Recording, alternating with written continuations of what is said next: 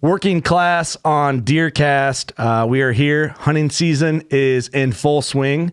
The good hunting it's here. I was going to say it's to come. No, it's right now. It's getting good. If you're on Deercast, cameras are on fire, especially corresponding with Deercast. Actually, from what I'm seeing. Did you hear my pro tip?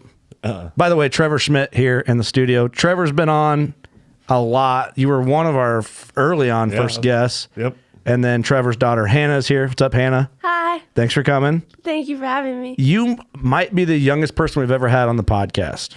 I think that's true. Yeah, she just turned 15. Awesome. And you're driving around. Yep. That's pretty exciting. Starting today. So you always have to drive with dad when you're 15 in Illinois? Or a parent? Or legal guardian? They just have to be 21 years or older. That's dangerous. No kidding. Okay, so I was getting to, can you drive yourself to the woods yet? No. But I'm not going to say what county we're in because we don't need to do that, but nobody would know. But we'll get to that. But yeah, Trevor, you've been on in the past. Yeah, I don't know, 3, 4, 5 times maybe, but yeah. Yeah, maybe more. So if you're an OG WCB listener, you'll recognize Trevor's voice if you're listening, or recognize maybe, I don't know. You've probably never been on a video podcast ever. No, I haven't. This is the first time. So, well, welcome back. Yeah, I'm glad to be here. And you haven't been in this. You've been here, but have not recorded here at our new place. I think I put a couple pieces of insulation in the ceiling and the walls, maybe. Yeah, we did our best to soundproof the room. So thanks for coming to help, Hannah. That was really nice of you. So I know you're busy. So you're 15 years old. How long have you been hunting? I've been hunting probably since I was 8 years old. That's 8 years old. So Trevor, because this has kind of been, I don't really know where to start with this. It's kind of been a topic of conversation on the podcast lately because we all have little kids, and it's like when they get older, how are we going to introduce them to hunting? Can you push them too far? Should you not push them that hard? I think you could push them too hard. She was like my little sidekick. I mean, I work quite a bit, so when I was home, she wanted to be with me. So going hunting, going shed hunting, fishing, anything like that, she wanted to be there with me. And then I think that just tailspun into her enjoying being outside hunting. Just stuff. Naturally rolled in. Yeah. Do you ever remember feeling like, I wish I liked this more, and committing and going even when you didn't want to go to get a passion for it? Or no, I've pretty much always had a passion for it and have wanted to go out and go hunting. Yeah. Whenever I have the free time to go, I try to go. Yeah, I know you do a lot of activities and different things and stuff like that. So, but even when it's cold and it's not that fun and you're sitting there, you still want to be out there? Sometimes. Or when it's 5 a.m. and you got to get up. Yeah, sometimes I don't want to do that. I like the afternoon hunts better. Yeah, right. Yeah. Well, most people do. And I think that the cold, the not so fun conditions and getting up early is what keeps a lot of kids from going. And Trevor, do you feel do you push her to go when she was younger even to get up, or? No, I tried not to. I'd go up, especially she started out shotgun season, but I'd go upstairs and tell her it's time to go up, but she's pretty good about getting up with an alarm, and I'd always kind of say, she's like, "Oh, I'm tired." I said, "Well, if you don't want to go, you don't have to go." "No, I'm going to go." And then next thing you know, she'd be downstairs getting dressed. So see, that's cool. I'm trying to remember back when I was 10, 11, 12 doing that. It's I would want to skip, and then my dad would kind of be like, "Get up." And then once I'm up, I'm fine. And then you get excited, right? It's cold and crisp out, and the thought you could see a big buck. And so your journey into hunting, I think it really is just getting hooked on it. Yep. And yeah. Mm-hmm. And I shot a nice 10-pointer in 2015, and it was couldn't be more perfect.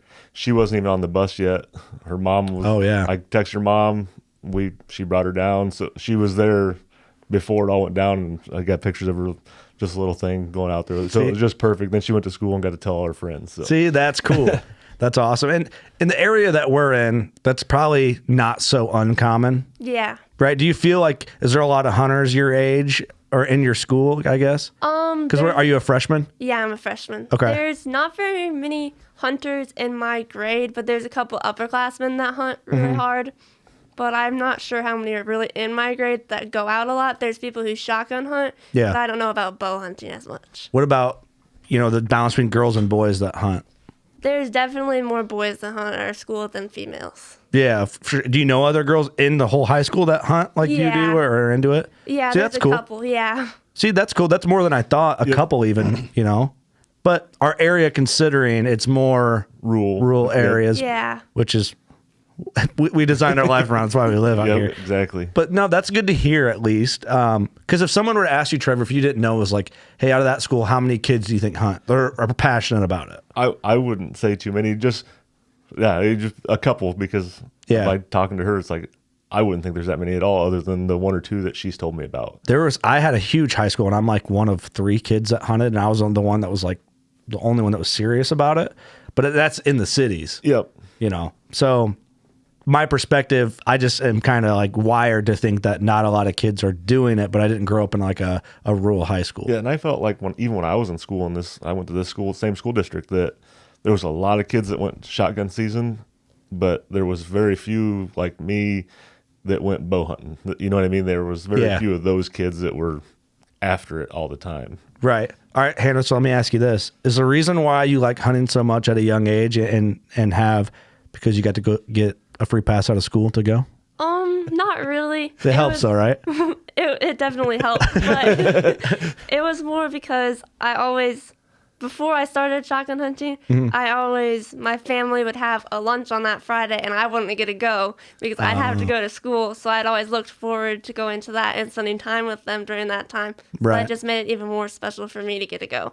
See, that's a good point. I'm glad you brought that up because like you guys designed in your family like a sense of community that made it, the hunting's fun. It's exciting to see deer, but it was like the culture and the camaraderie and the fun of like a family event almost. Yeah. They talk about deer all the time. They're always comparing bucks. See, that's fun though. Yeah, it's all friendly competition and just fun. See, that's a really important, and like thinking about that with young kids, it's like we need to make some sort of hunting camp tradition, whether it's at the studio firearm season's a good way to pinpoint a weekend to get your kids into it. Yeah. Yeah, especially without the check-in station like we had in Illinois for years. Yeah. That's why I tried to tell her when we were kids, sometimes we wouldn't have a deer. We'd just go there because there were so many people and so many deer, you could see everything. Yeah. And they don't get that now. Yeah, because when I started hunting, I was 9 or 10. And I remember it was like around for 3 or 4 years, the check-in stations, how exciting it was, like waiting in line and all that. And so, yeah, you would have no idea about any of it. But what we're thinking about doing is making us an Old Barn taxidermy drop-off and kind of doing drop-off days. So it's like that way we can plan this day as a drop-off day of the month. And then maybe we could get people together and have like that sense of community after firearm season. We have a big Old Barn drop-off. And that's what we can kind of have. Idea. Something like that, Yeah. But I almost need to pinpoint a tradition to get my kids more into it. Everybody from the Working Class Bowhunter crew's kids into it, and then you would be a great mentor, like to girls like Isla Mae is 3 years old, and girls older. Like they look up to you. You might not realize that, but for a lot of guys, a lot of dads that hunt that have daughters, you're a great role model for that to kind of like see, look, she's doing it. She's a big kid and look at her, she's an adult. Look at her. So there's a lot of power in that, probably more. I don't know if you've ever thought about that or not, but I have not ever thought about that. I think she would realize it more like our circle of hunting people. There's not very many kids, I guess. Yeah. So she doesn't see it, but with her dance, she does competition dance and there's younger girls that we see out and about and they see her and they're constantly right to her like, oh, I seen you. And I think that's what it would be like with these girls or young kids if they see, you know what I mean? That's one aspect of it, Yeah, for sure. Because, it's like my daughter, 3 years old, that's a female is going to be a better role model for her in her eyes, right? It's easier. A guy can, of course, but maybe dad's just going to be the best thing ever. I doubt that though. But, I try to think who's someone that's a girl that started young that hunts that I could have Isla Mae be influenced by. Yep. You're my number one draw right now. So, so it's something to think about, like talking to Mark Jury about how he got Taylor into it. Just make it fun. Don't make it not fun. Don't pressure them. Yep. And stuff like that. I don't know. We never had any like especially the first couple of years, we never had any restrictions. Just whatever was. Obviously, now I'm not allowed to shoot any bucks littler than my first one with my gun. And you killed you've killed some good deer. Yeah. Yeah. So, yeah, but does that bother you at all? When I'm not seeing anything and a spike comes out, I really want to shoot it. But other than that, no. Yeah. You get why, right? I mean, Yeah. and you have that wrapped around. But let's talk about some of your hunts. I mean, you killed a really good buck and you won some awards at Illinois Deer and Beer Fest, which was cool. When I was That was 11, maybe? You were 11 when you shot that I deer? think she was. Pretty sure I was 11. It was shotgun morning, and earlier that morning, I had missed a buck. And then I You can lie about that part. You have to add that part in your story. I went back out, and I sat, and we were just sitting, and I wasn't paying attention. I always point out deer. I'm like, there's a buck. There's a buck. So whenever there actually is one, he never believes me. Oh, really? So finally, I The got dirty him. prank. Yeah. I got him to believe me, and I shot it, and it just dropped right there. Uh-huh. And he ran out of the stand, and people were texting him saying, "Did you guys get one? I just saw orange flash down the stairs." And that was just, I don't know, something I'll never forget. Yeah. Yeah. I bet you that was a blast. Yeah, it was.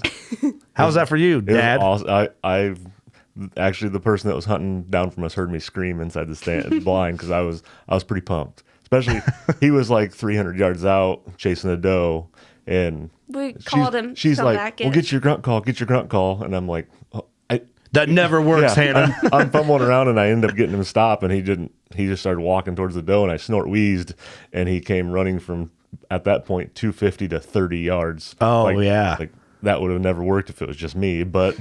Meant to be. Yeah, it was meant to be. So that adds to the story too. Yeah. Like you got to see like that whole interaction and stuff Yeah. at 11.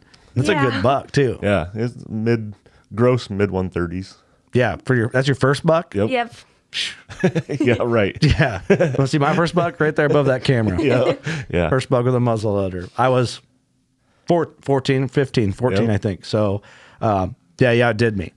Yeah, I did a lot of kids with that one. But that's cool. Like, do you feel like that helped? Like, do you feel like whether it's a bigger buck or a smaller buck, it would have done anything different for you? No, it would not have mattered to me. I would have been happy either way.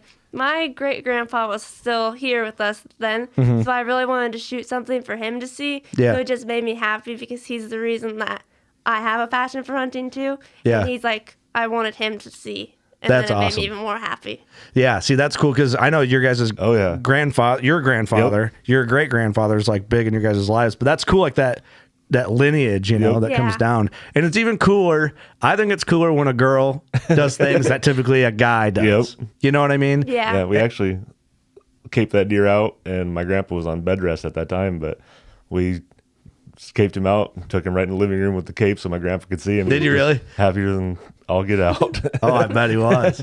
See, that's cool, man. Just like that whole, just seeing the tradition of hunting and like that culture being Yep. so strong. And that's like one thing, you know, I tried to include like Isle of Man Clyde with when my dad would shoot a deer and stuff like that. Yep. So that's the bummer looking at it now is like they're not going to have the hunting grandpa growing up with, but they got a lot of stories to hear about, you know. Exactly. There's plenty of memories. That's Yeah.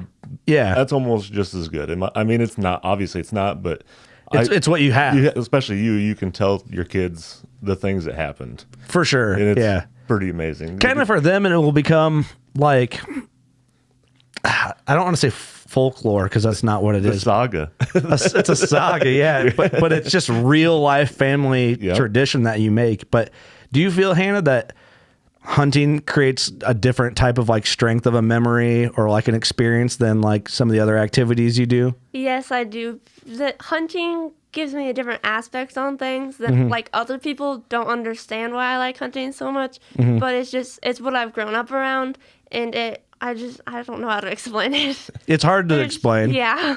Especially to someone who doesn't hunt. Yeah. Like what it can mean to you and like Yeah. what a deer can mean to you because it's the effort. Yep. It's Yeah. being uncomfortable. It's cold. You got up early. Yeah. Your dad's yelling at you. I mean, I don't know if he yells at you, but I get yelled at a lot for talking too much or pointing my finger out the stand. from excitement. Yeah. There's a deer. It's like, well, there was a deer. 100%. Yeah, I get that. See, I thought about taking Isla May out in a blind And Yeah. but it was going to be like we got 45 minutes before dark. Yep. Have Sam just like drive the Ranger out and drop us off at the blind, and then come get us. It'd be worth it. You'd be never forget it. I need to do it, and I probably will here because it's supposed to be kind of warm. Yep. But it'll be funny. I know the time I do, there'll be like a 180 walkout. I'm like, Yep. Yep. That's it. So last year was her first year with her compound. She'd taken her crossbow out. She stuck a doe Perfectly. Perfect. We actually got it on video, and No we kidding. never did recover that deer. I don't know. Oh, really? How we did not, I don't know, but Yeah. just one of those things, I guess. yeah. But, I mean, stuff happens. last year was her first year, and Dad screwed it up for her. Had like a mid 150s buck at like 18 yards, perfectly broadside, and I took my bow just in case. And she got stood up, release clipped on, and my bow's hanging right where he's broadside. Oh, So I got the brunt of that for the last year. And then we got hit by a car that winter. So Yeah, the now same deer I have did. no way to go, shot. Trevor. Dad. Yep. Oh man, but that's also that adds into what makes it so cool when it does work out, because Yeah. it almost never does. It feels like Yeah. but great experience. Yeah. And he came Thanks, in, Dad. Yeah, he came. And I told her we were sitting over CRP, and I said we had spikes, and she was trying to. I mean, she was going to shoot whatever came by, but she's like, I heard grunting, and I was like, "There's another deer," and we had a big deer we were hunting. She named him Gilbert. She's like, "Dad, is that Gilbert?" And she's shaking, and I'm like, "Oh my God, is it him?" Because I Yeah. couldn't see him. And then he stepped out. I was like, "It's still a really nice deer. You better get ready." And then Dad ruined it. Oh, your dang bow. But the time you don't bring it, you would have wished you had it Right. for whatever reason. Yep. But For well, that that's double cool tap. though. That's a good experience. I mean, Yeah. you have a lot of bow hunting ahead of you. You're gonna kill a lot of big deer. I hope so. It feels impossible probably, because with bow hunting, I always use this analogy growing up. It's like you got this bow, and then the animal's way over there. Like it Yeah. seems impossible, but you'll learn things as you get more experience, and you're gonna kill big deer. And if you stay at it, you'll kill a lot of them. So don't stress out about that. You'll get your opportunities. I still stress out about it though, because I like to shoot them. But so I get okay. You'll always stress out about it, but it'll just get easier to stress out about it. It'll be more fun stress, and it's probably not actually stressful for you. We're kind of being sarcastic, but you got a lot of hunting, so you're gonna kill some big deer. Yeah, I hope so. Do you like deer meat a lot? Yeah. I like Really? summer sausage more than anything. Really? Yeah. Usually I cook backstrap, and she's all over it. Her mom not Really? so much, but she's scarfs it down. See, I think with kids and no offense to the ladies, but typically with the ladies, if we're going percentages, they don't really like. I like medium rare for deer meat. That's how it tastes the best. I think it's a mental thing. I think so too. You know. And Kelsey would never. She was always like, "I'm not gonna eat that. I'm not gonna eat that." But like I say, I cook backstrap for her. And, well, let me get just a little taste, and then she's slowly acquired a taste for it, and she Yeah. likes it. But she'll say she doesn't. But as soon as it's on the grill, She's then she eating. likes it. It's like no, you don't like this. Remember? Just about like morel mushrooms. They say they don't like them until they're there. Yeah. You don't like morels? No, I Really? do not. I like hunting for them, but I don't like eating them. Really? See, I'm backwards now. Like I'd rather do other things. Like I like mushroom hunting, but I'd rather just have somebody else find them than I get to eat. So maybe we could work out some sort of like wager. If you don't like to eat them, but you like to find them, we got to talk after this. Just don't tell Dad. We'll work out some sort of like gas money deal when you start driving for mushrooms. That could be good. You like turkey hunting? Yes, I do like turkey hunting. We like more turkey or deer hunting? Ooh, you had to think about it. Yeah, probably deer hunting, but I really like turkey hunting. Let me guess. Weather's nicer. Well, yeah, that too. The only bad part about turkey hunting is there's no afternoon hunt. You can only go in the morning. Just in Illinois. Just in Yeah. Illinois. Well, there's some other states, but yeah, 1 o'clock I think for We went us. to So. Kansas 2 years ago. Yeah. Oh, you guys went with Prairie Storm, Yeah, right? we went Yeah. out there, and that was our only evening turkey hunt ever. One evening for about 2 hours, and she And killed a I- nice tom. Yep. And he also missed one on that trip. You missed one? Yeah, no, I hit it, but I just nicked it. It was a graze. Yeah, it was a graze. So you got a Rio and an Eastern. Yep. Well, dang, you're working down a turkey slam. Yep. Yep. Is that what you want to do? Yeah. So what's next? You want to do like a Merriam turkey? Yeah. The Dakotas? Yep. Well, Yeah, we've got some ins on a place in Nebraska with some Merriam, so we're kind of just working that out right now. Yep. Interesting. Yeah. The Buckstorm boys too. I messaged them too last year, so Yeah, and then Florida. She likes Florida anyways, so Yep. We'll save Florida for last, so you can spoil yourself with like fair weather on your last one. See, I need a Merriam and Osceola. Osceola, Yeah, yep. I don't know why I drew a blank there. I was thinking but oscillated, but that's in Mexico. Mexico. See, that'd be a fun trip as well. Is that on your radar too? Yeah, it would be really cool and like Yeah. a once in a lifetime sort of thing. Yeah, it'd be something you do once and you Yeah. got it done. Yeah. So did like turkeys become interesting to you before you shot one, or did you shoot a turkey and then it like that interest in the other subspecies become it? I really wanted to shoot a turkey. I thought they were really cool and they're really funny animals. But once I funny. shot one, I wanted to go more. Yeah, it's more Yeah. interactive. The calling's cool. Yeah, and you can like see them with their gobbler thing Yeah, and like yeah. get moving. Did you deer hunt or turkey hunt first? Deer hunt. You did. See, I always Yeah. wondered too. Like, is turkey hunting a way to start? No, You know. I was always I've still never killed a turkey, but she was Really? always wanted to kill a turkey before. We'd see turkeys, and I'd get trail camera pictures like 30 turkeys. It's a turkey. These stupid turkeys need to leave, and Yeah. it's like I want to shoot a turkey. Then her first turkey that she killed, it was like from the time we left the truck, they were gobbling on the roost to the time we sat down, they never stopped, and it was just one of those mornings that if you were going to get into turkey hunting, it was the morning to one. do it, and that she just experienced it all that morning. So kind of hooked her, I think. on That's that. perfect. Yeah, it is. It is cool, and I always said like my interest, like my passion for turkey hunting would fade, and I'd have to go again for it to reignite. But I feel like the last couple of years, I only shotgun hunted them last year and loved it. I killed a couple birds, and once you get in them, and it's like, I don't know, like Mark and everybody at the jury say turkeys are meant to be shot with a shotgun. I think that's true. Yeah. You know, Yeah. I debated that for a while. I'm like, nah, you're right. They're meant to be shot with a shotgun. Well, what advice would you have for anybody growing up, you know, your age in high school that wants to get into it, or coming up, like, you know, how to stay into it or how to find an interest in it? And maybe you don't know, maybe that's hard because you're kind of in the middle of it all right now, but Don't push yourself to do it, and if people have stuff negative to say about it, don't listen to them, and just keep your mind clear and do your own thing, because at the end of the day, their opinions shouldn't matter to you. And try to find, if it might not be your thing, try it once and see if it is, and if it's not, you never have to go again. But try something new and like go out of your comfort zone. And a good way to try to like get interested in it is put up a trail camera. And then if you see like a big buck and it really gets you motivated sometimes to want to go out and want to try to shoot them. that's really great advice. It is. The trail camera could be the way to dabble. I wasn't expecting that at all. I never even thought about that. That's really good advice. Especially a cell cam. I mean, really, there it is. Yeah, I don't have to do anything. Yeah. Yeah, that's a really good advice actually to get somebody into it, and that maybe they just become a trail cam connoisseur. But I think that would roll in. Really good advice. I never even thought about that. If somebody that wants to get into hunting, start with a trail cam. Yeah. I think I've never. That's even cool. Yeah. That's really good advice, especially for someone that might not have a lot of money and just wants to see if they'd be interested. $30 Yeah. camera from Walmart, whatever you can get into. Yep. You know, I think they have $20 cameras at Walmart. Go check heck, you can get a card reader and check it right on your phone. Yeah, great advice.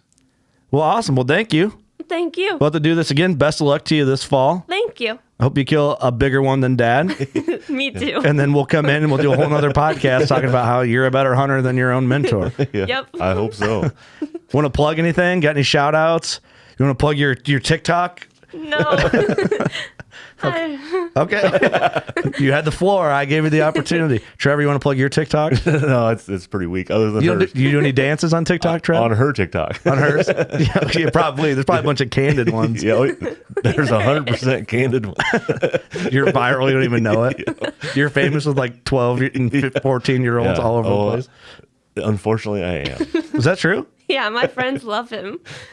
And I think he's the funniest person ever. And his TikToks get the most likes. I got to find her TikTok just to send blackmail you. It is. Yeah, it is what it is. Okay.